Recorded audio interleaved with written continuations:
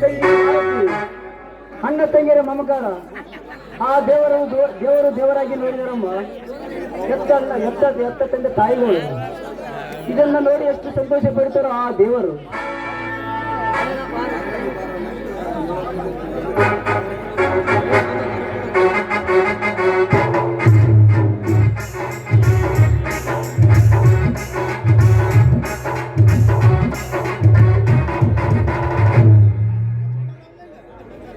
ತಮ್ಮ ಭಾರತಪ್ಪ, ಯಾರು ಸಂತೋಷವಾಗಿರ್ತಾರೋ ಬಿಡ್ತಾರೋ ಆ ದೇವರ ಬಲ್ಲ.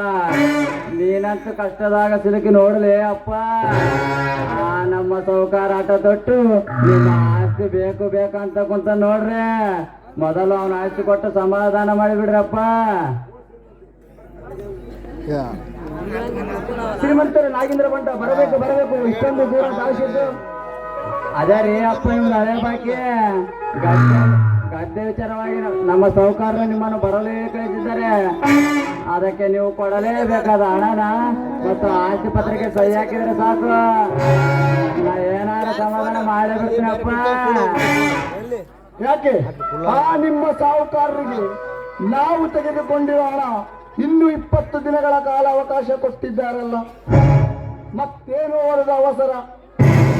ಆ ಲುಚ್ಚನಾಗನಿಗೆ ಹೋಗಿ ಹೇಳು, ಅವಸರ ಮಾಡಿದರೆ ಸ್ಮಶಾನಕ್ಕೆ ಆಹುತಿ ಆಗುವೆ ಎಂದು. ಭಾರತಪ್ಪ, ನೀನು ಹೇಳೋದು ಸತ್ಯ.